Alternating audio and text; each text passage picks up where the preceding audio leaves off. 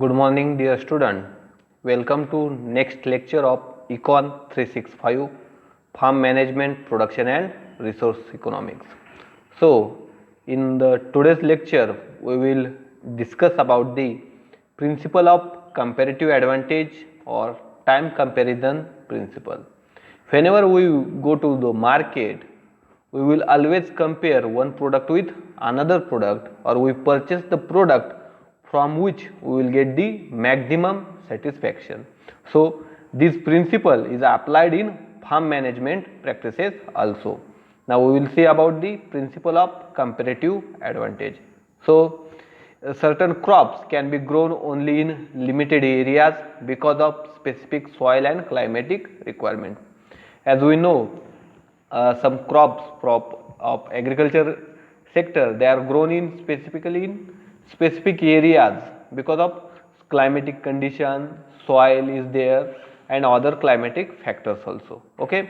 However, even those crops and livestock enterprises which can be raised over a broad geographical areas often have a production concentrated in one region. Means in particular one region their production is high because of climatic conditions, means their production is concentrated in a one region. Suppose in case of the pomegranate production is concentrated in Maharashtra, means up to 60 to 70% of Indian pomegranate production is taken in the Maharashtra state, and in Maharashtra, out of Maharashtra, in Solapur district is leading in the pomegranate production. Okay. Now farmers in Punjab, another example about the farmers in Punjab specialize in wheat production, while farmers in Andhra Pradesh, they specialize in paddy production. Okay. So some farmers from West Bengal, they specialize in the jute production also. These crops can be grown in each state, but their production is concentrated in one region only. So regional specialization in the production of agricultural commodities or agricultural crops and other products can be explained by the principle of comparative advantage. Okay. While the crops and livestock products can be raised over a broad geographical area, the yields, production cost, profits may be different in each area. Suppose some crops and livestock are raised over a broad geographical area or over so many areas, the yields, production cost, profit, it may be deeper, it may be changing from area to area. Okay. So it is a relative yield, cost, profits which are important for the application of this principle. Means this variation in the yields, in the cost, profits, which is important for the application of principle of comparative advantage. Now the statement of the principle: the individuals or regions will tend to specialize in the production of those commodities for which their resources give them a relative or comparative advantage. Means individuals or regions will tend to specialize in the particular production of that commodities for which their resources give them a relative or comparative advantage. Now this is the statement. Now we will see the example of region A, region B in the production of wheat and groundnut. Okay. In that we will calculate the crop account per acre, total revenue means total income, total cost, expenditure, net returns and returns per rupee. That is BC ratio. If he have, that farmer have invested 1 rupees, how much he is getting. Okay. So in the region A has a greater absolute advantage in growing the both wheat and groundnut than the region B. Okay. Because the net income per acre are rupees 75 and rupees 25 in groundnut respectively, which on the other hand in case of region B, for net returns from wheat is 15 and net returns from groundnut is only 20. So it is less than the region A. So farmers of region A can make more profit by growing the both crops, wheat and groundnut, because their net return is higher in case of wheat and groundnut respectively. But they want to make a greatest profit, and this can be done by having the largest possible acreage under the wheat alone, as it is the question of relative advantage. Similarly, farmers of region B have a relative advantage in growing the both crops. So this is example about the principle of comparative advantage. Now the time comparison principle. So many farm decisions involve the time, means many farm decisions they are depends on the time. Okay, for example, a farmer has to decide between cereal crop which would be harvested after about 4 months, or an orchard which would start given returns after 3 years. Means this is a comparison between seasonal crop and perennial orchard crop. Okay. Further, a farmer has to decide whether to purchase a new farm machinery with 10 years of life or second hand one which have only 5 years of life. When farmer goes to purchase machinery, he compare the new machinery with the second hand machinery, means life of new machinery with the second hand machinery, means there is a time comparison.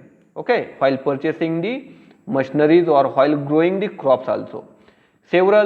Both the decisions involving the times and initial capital investment could be judiciously taken by compounding or the discounting. Okay, so future value of a present sum, means in the time comparison principle we calculate the future value of a present sum.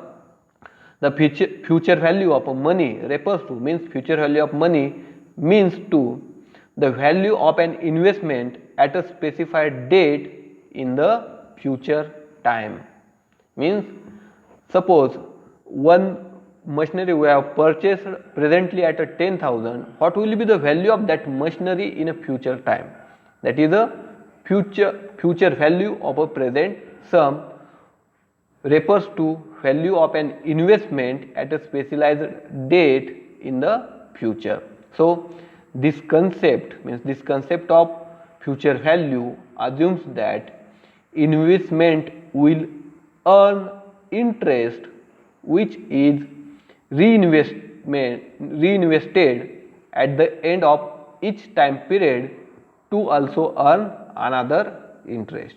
So the procedure of determining the future value of present sum is called compounding. Keep in mind, what is compounding? Compounding is the procedure of determining the future value of present sum. Compounding means procedure of determining the future value of present sum. The formula to find the future value of present sum is as future value is equal to P into bracket 1 plus I into N bracket complete, where FU means future value, P means the present sum, I means the interest rate, and N means number of year or life of that particular machinery or implement. Okay.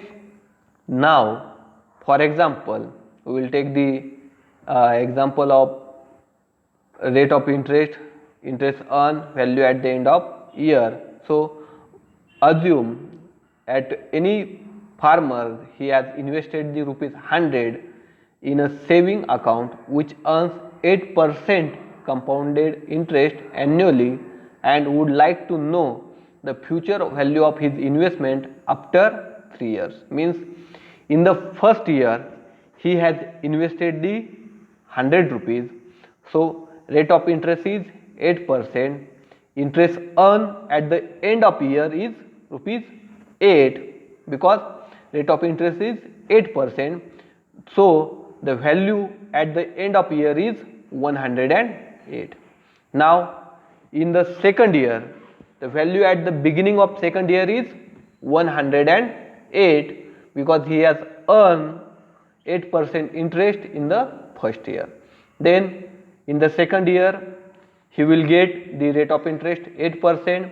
The interest earned is 8.64, means 108.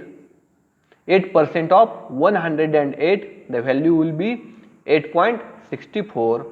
At the end of second year, the value would be 116.64. At the end of second year, the value would be 116.64. So the end value of second year will be the beginning value of third year. So again in the third year he will get the rate of interest 8%. The 8% value of 116.64 is 9.33. 9.33.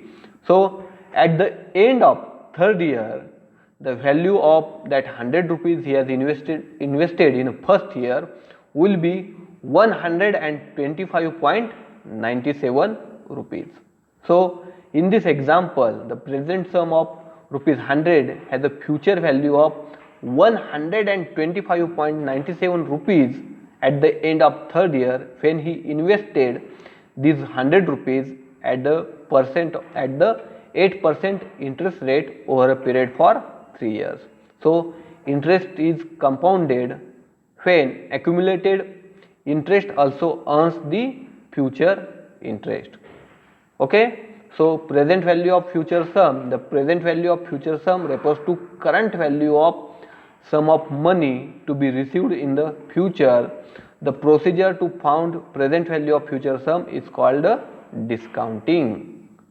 Present value of future sum is called discounting. This is the difference between compounding and the discounting. The discounting is done because sum to be received in future is worth somewhat less now because of the time difference, assuming the positive interest rate. Okay. Now the equation for finding the present value of future sum, PV is equal to P divided by under bracket 1 plus I into N, where PV is present value, P is future sum, I means rate of interest and N means number of years. So in the find the present value for rupees 1000 to be received at the end of 5 years using an interest rate of 8%. So the payable amount of 1000 to be received in 5 years has a present value of 681 at 8% interest rate. So reference book for this course is Economics of Farm Production and Management by V.T. Raju and Fundamentals of Farm Business Management by Johl and Kapoor. Thank you.